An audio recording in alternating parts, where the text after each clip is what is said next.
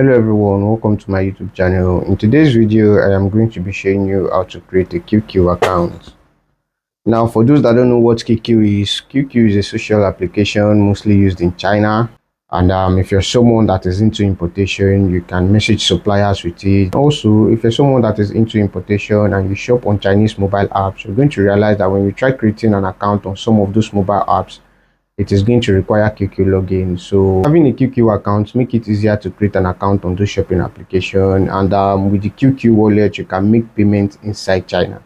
So to summarize it, QQ is just a social media platform and also a banking app that you can use to pay in China. Okay, now, as of today, there's only two ways you can get a QQ account as a foreigner. And in this video, I'm going to be showing you how you can successfully create an account with both methods. Okay, so the first thing I need to tell you is that if you're an Android user, don't bother downloading QQ from Play Store because the version of QQ on Play Store is the outdated version. Okay, so if you're an Android user, if you want to download QQ, what you're going to do is you're going to visit the QQ website. Okay, im.qq.com/index. I am also going to leave a link to that website in the description. Okay, you're going to go to the website im.qq.com/index and you're going to download the updated Android app from there.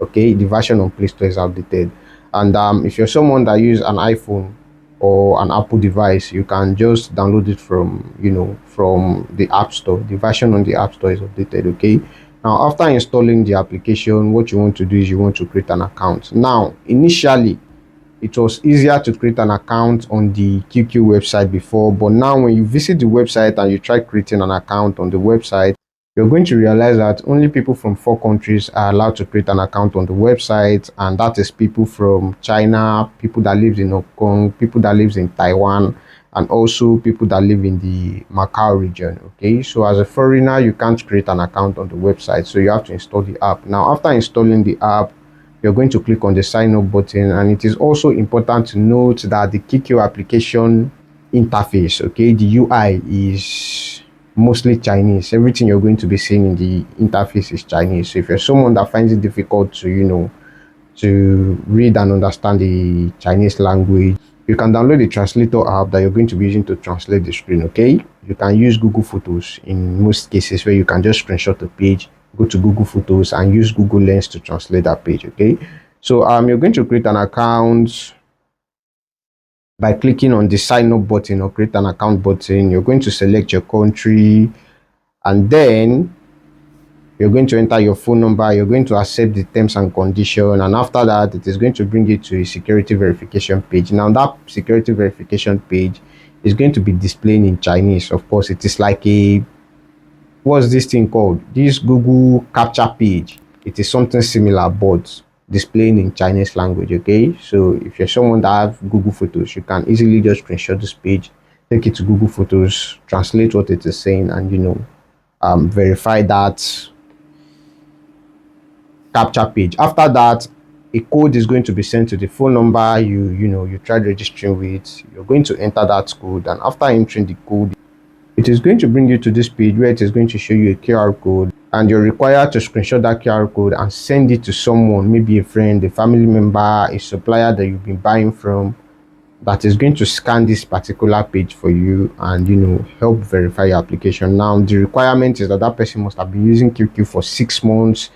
The person must have QQ wallet activated. Okay, so what you're going to do is you're just going to screenshot this page, send it to that person, and on their QQ app they are going to click on the plus button, they are going to click on scan, then they are going to scan that your QR code. Okay, it is going to load, and then if the scan is successful, it is going to take you to the next page where you can create an account. Okay, now the second method, of course, is to message a friend or a supplier or a family member that that lives in China to help you create an account and send you the login details. Okay, so what they're going to do is they're going to create your account, and they're going to send you 2 information: the account number and the account password. Okay, you can then copy that account number and the account password, paste it on the QQ application, and then log in. Okay, now it is going to require verification, of course, from the person that referred you or that helped you create the account. You're going to enter that verification code, and boom, you're going to be in. Those are the two methods you can create a QQ account with in 2026, as of 2026. Now, is the stress worth it?